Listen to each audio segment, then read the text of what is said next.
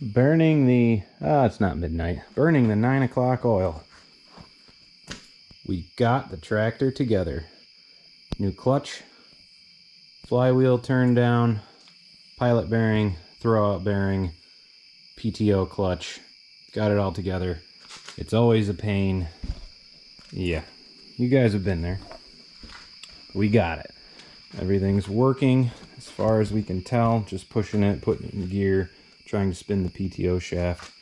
And now the fun job slash project of putting all of this back together when my brother took it apart.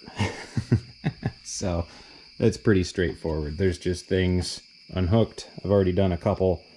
That goes there. You pretty much just take whatever's not hooked up like this, and it can only go so far, so it hooks up somewhere. You know, this plugs in somewhere. I don't know where, but it can only go so far. I'm just gonna start at the front of the tractor and work my way back.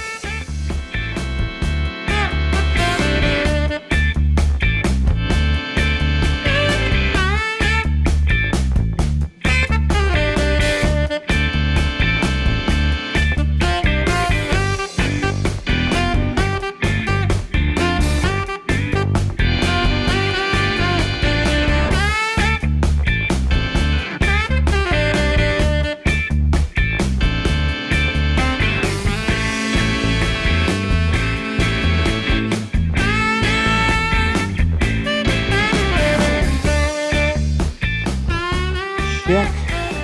That is late enough for tonight. Everything seems to be going pretty good. Had a few electrical connections to take care of. Missing parts, pieces, couple bolts broken. Nothing out of the ordinary. Going well. Need a hand getting that back down. It's late enough. Only issues I have come across are these are a couple special washer O-rings for banjo fittings on the fuel lines. You know, they're old. Rubber gaskets always crack. That's how it works. Baby should be hopefully crawling out of here tomorrow if I can get these parts. Big if. Back to the Bulldog. Plenty of work done. Had to reinforce a lot of this fiberglass. It's terribly done. Obviously a tree, or my guess is the loader picked up and they dropped a very large rock on the top of this, but we got rid of the hinges that were in here because there was nothing holding them on. I had to re-bolt, re-support, hold a bunch of this up. The hood will now just completely come off, which is a lot better in my opinion, because this is how you fill the diesel tank, and when the hood's up with the prop, it covers up half of this, so it's just a pain. Make that a little better. The drive shaft that goes on this thing to the front axle. Interesting design. I think they call it like a ball bearing universal. It's in this shroud, and I should have done a better job of showing it, but yeah, there's a coupler in there and it holds 6 ball bearings, loose ball bearings, and it works just like a universal. It just uses a ball bearing, and it's a great idea, but it's a solid shaft, and there's a slip, kind of like a slip yoke on the end that holds the other, I don't know, coupler that goes around those bearings, and you have to pull a spring back and put the coupler on the splines, and it's spring loaded, so it holds it in there. And then this shroud goes over all of it. So you have to have the shroud on and pull everything back and hold it at one end and get all the ball bearings to stay and pull the spring back and get it all in one go. And it is a royal pain in the butt. This shroud was all bashed up and there's actually a hole in it, but I think it's better that it has a hole. If water gets in there, at least the water can get back out now, because it was full of junk. We are now to the point of put some fluids in it and see if it starts. So fill up all the oils, get some diesel in here, and bleed the system. I've got new filters on, got all the wires hooked up. I did check it. The starter does bump, the gauges do wiggle slightly, everything appears to be functioning, so fingers crossed. Got the oils in. Got enough in so that they're on dipsticks. I don't know exactly how much this thing takes, but we got them on the dipsticks. We'll get it running, check them after it warms up a little bit. I put fuel in. This is an older engine, so today's fuel, at least in America, we have the ultra low sulfur, probably no sulfur soon. There's not as much lubricity in this fuel. These older engines need that. There was more sulfur in it. There was more, well, contaminants. That's a whole argument for another day, but these older engines, you need to put something in the fuel because this entire pump uses the fuel to lubricate itself. Now this one, not as much. This is oil driven, so it's not as bad, but same principle. You've got things that are moving in there with close tolerances and they're used to having lubrication from what they're moving. So I use 2-stroke oil. I mix it incredibly low. I think I do 1/3 of an ounce per gallon. It's not much. It's less than a 50-to-1. I don't like the smell of it. A lot of guys say you got to add 1 ounce per gallon, and there's trucks start and they're blowing smoke everywhere, and it just smells terrible. You don't need that much. The normal engine, the normal fuel did not have that in it. You don't need to go overboard. But it definitely needs some kind of additive. I put in a little bit of engine conditioner stuff in here because clearly this thing was abused. I'm gonna go through. This is how this diesel setup works, and it's pretty similar to most diesel engines. I know they're not all the same, but this is a pretty open standard way for me to describe it. Fuel tank, the bottom here, there's a petcock, just a valve. You can turn this on or off. Fuel comes out of here, goes into this.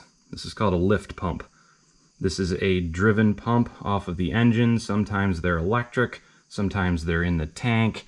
This is just a small pump that moves fuel from the tank through the system so that it can be used for the other pumps.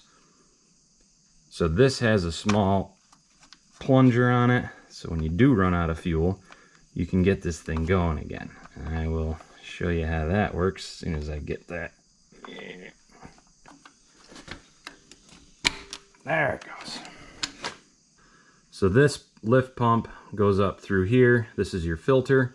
You can't have anything bad in your fuel when it goes into your injection pump. We're dealing with thousandths of an inch, so even the smallest speck can plug an injector.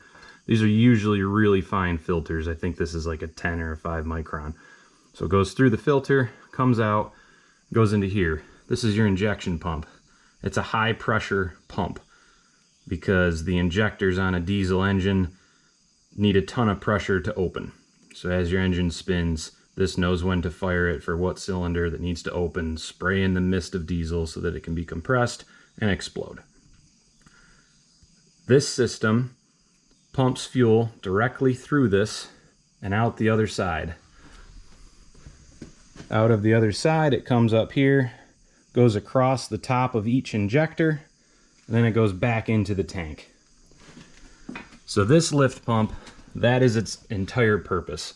It just keeps a constant flow of fuel going through this system and collecting off the top of the injectors. It helps cool them, and it collects everything that the injectors did not use. This is your injection pump. As I said, high pressure. The fuel is always going through this system from your lift pump. The injection pump takes what it needs and it pumps fuel into your injectors through these solid lines when they're needed. So these solid lines come up. You can see them right here, tying in. This is where your injector goes in. That is very high pressure.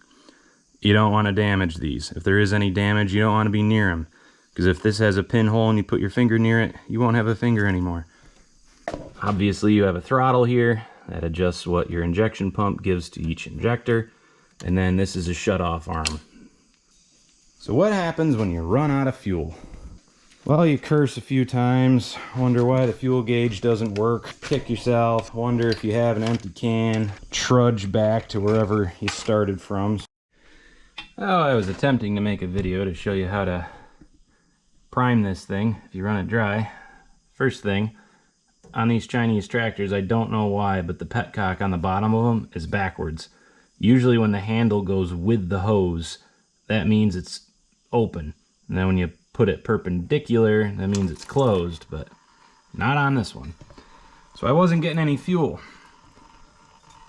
And then I took all this apart, and look in here. There's a piece of plastic.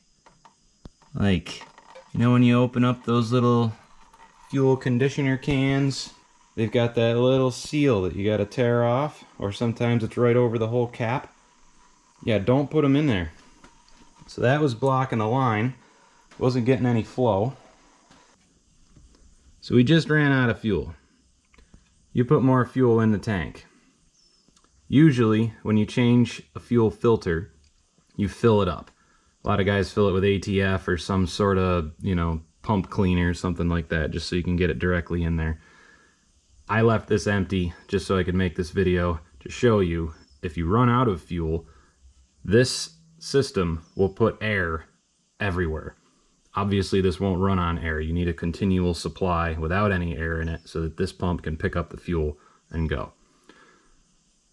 On your lift pump, this knob, if you turn it, unscrew it, it'll pop up. This is a mechanical plunger, so you can mechanically pump fuel through the system. On top of the filter housing, there is a bolt. Takes a 12mm wrench. You can get by with a couple others. Half, 7/16 might work. Open this up about 1/4 of an inch. There's actually a hole that goes through there. This is a breather. So the idea is, when you pump this, you are filling up that filter. This little screw on the top's letting out all the air.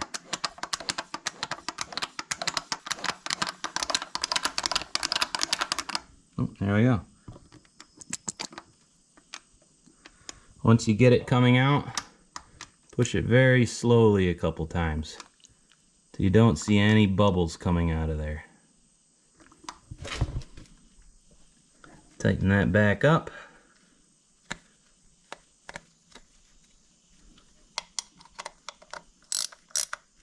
Don't kill it, it's just rubber.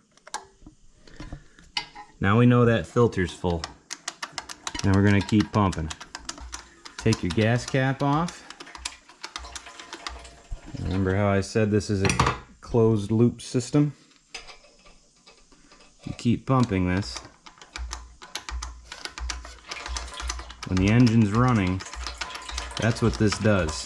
It just continually flows through. So you want to keep pumping this till all the air is out. You can see as I'm going, there's little pauses. That's air. There's another one.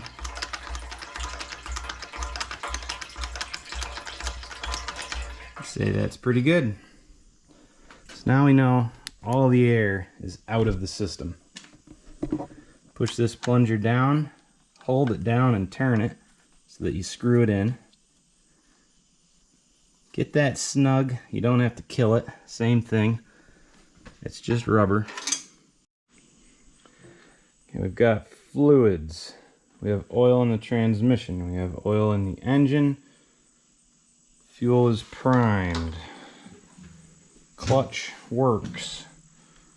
Batteries connected. Shut off connected. Key power, things moved. Look at the fuel gauge works. Contact?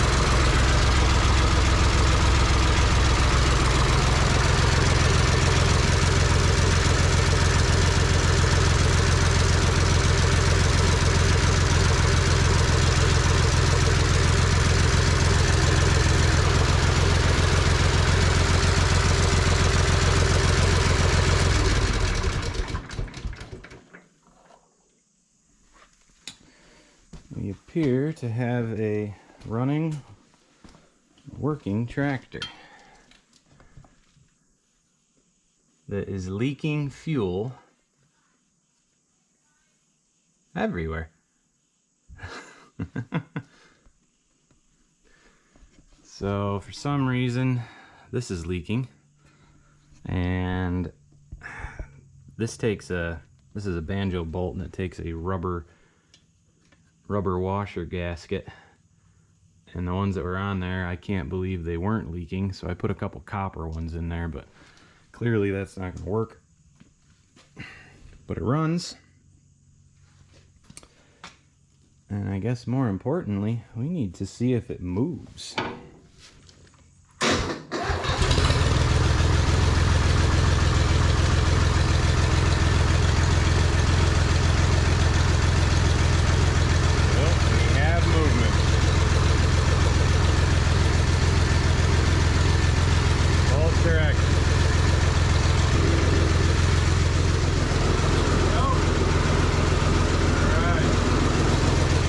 Well, we have a couple things to address. Got a fuel leak out of the fuel filter. I don't know why. And then there's a fuel leak here that I do know why. So, but it runs, it moves. And there's an oil spraying out everywhere. So, take it. The others are fixable.